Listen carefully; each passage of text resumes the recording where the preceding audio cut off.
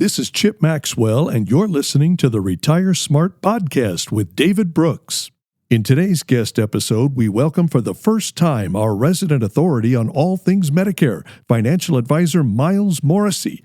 Miles talks with David about IRMMA and why people are having a harder time deciding on what Medicare plan to go with due to the increased number of options. In the studio for the first time is our Medicare extraordinaire man, Mr. Miles Morrissey, CFP. Thanks for taking time jumping in the studio. Yeah, thanks for having me on. So you've been on board for a while now here at Retire Smart, but you and your family and I go back a while. I've been friends with your dad for many, many years. You guys have been here in Nebraska basically your whole adult life, right? Yep, for most of my life. And we had moved to California for about a year, then came back to Nebraska, moved up to Norfolk, Nebraska, and then now they're in Topeka, Kansas. Yeah, no, your dad did exit out of Elkhorn and went down to Kansas. And, yep. Well, I hope he's not a Jayhawk, but anyway. No Jayhawks there, only Huskers. So we have you teaching the class this year, the ABCs of Medicare, and your dad has actually worked in Medicare for decades, basically. Yeah. So you are very well equipped when it comes to this. I mean, you probably talked about it at the breakfast, table, et cetera, with your dad before you went to school. Yep, no, down at the dinner table, I remember, of course, as a kid, you don't really know about Medicare very much, but then all of a sudden you get into more details, and, he's obviously been a great resource for me moving forward in my career. So we're so, so glad we got you on board here. We did steal Miles away from a large national firm. We won't say which one, but I used to work there too. People can figure that one out. Anyway, all right. So we have a class coming up here. We just had a great round of classes on the tax and estate planning, our most popular classes. Fantastic turnout this past week. But for you, we have the ABCs of Medicare. When are those dates? Yep. So that is Tuesday, January 21st at 6:30 p.m., and that is in the Midwest Learning Center here at Retire Smart. Very good. You do need to register. You can call us at 402-369-7777 or just go on the events page on our website. So speaking of Medicare, we had a record number of people get hit with what we call IRMMA penalties, the income-related penalties. They make too much money, according to the government. 8.4 million people, I believe, got those letters this past November. And those hikes are pretty steep this year, right? They are. So they've been increasing more and more over the last few years. It's at 7.1% now on that lowest bracket for those IRMMA penalties. And on the highest brackets, that's 7.3% annually. And so that's compounding over the last few years now. And unfortunately, it really is just a curse for those high-income earners or those people that are really saving for retirement. I think it's critical people understand that. So we got only a 2.4% increase in Social Security this year, but a 7% increase in Medicare, right? It historically stays right around there, 6.48 to 7.5%, depending on B and D and SUPs, et cetera. But people don't realize it's compounding at twice the rate of inflation, which we just got some inflation reads this week on PPI and CPI, and inflation's still going. It's still there, still north of target. And so these are catastrophic in some households because, it pinches the income every year. So what can people do to not hit those IRMMA penalties? What can we do to prevent that? So you really do have to plan for that ahead of time, because if you have a large, maybe traditional IRA bucket out there, you'll have required minimum distributions. And what those are is an annual amount you have to pull from those accounts, and it can push you into those higher Medicare brackets, those IRMMA penalties. I sometimes call it the success tax, right? You've been a successful saver, and you were told this myth you'll be in this lower tax bracket when you're retired, so you kept putting money in these deferred accounts, and it's just not reality for most people.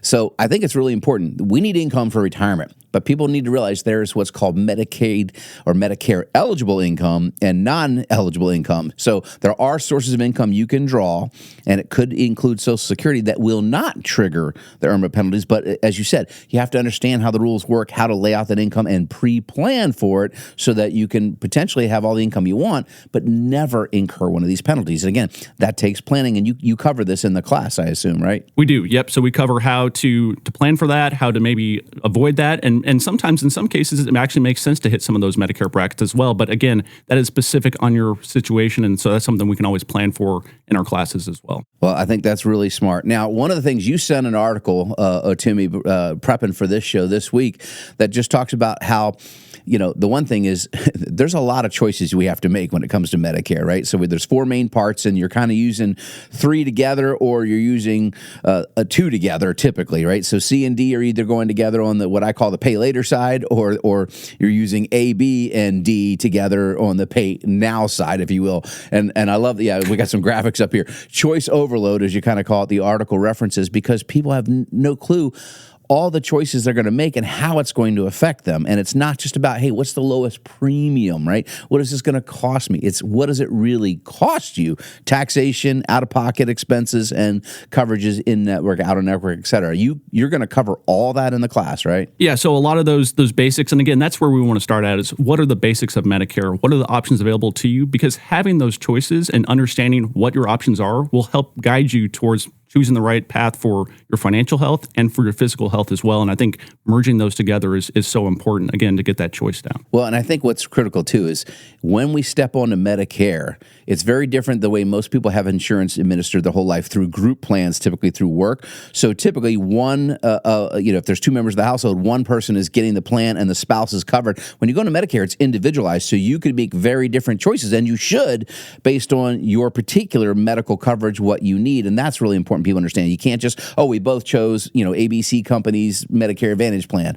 No, that's probably not the right answer, right? It is. And procrastination is a choice as well. And so if you hold off on this decision and say, well, you know what, I don't really want it to affect me, I'm just not going to make an option, that's not even an option available. You have to make a choice at this point. And so making sure you have proper guidance or researching is going to be super important to get those choices down. What's really important too is, right, if they choose what I call the pay now side, you can make changes anytime you want because you're sticking with private carriers.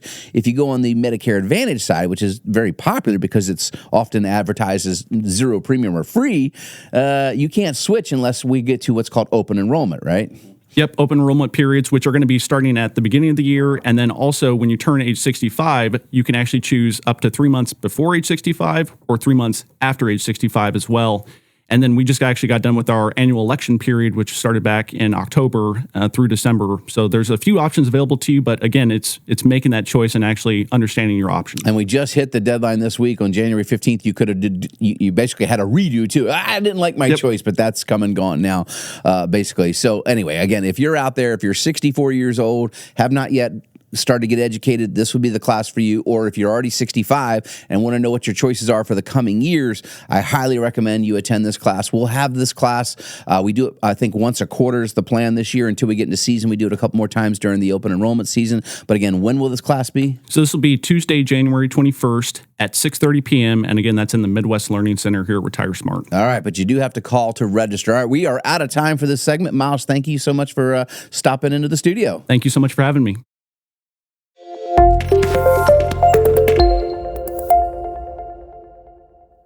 Thank you for listening to the Retire Smart podcast with David Brooks.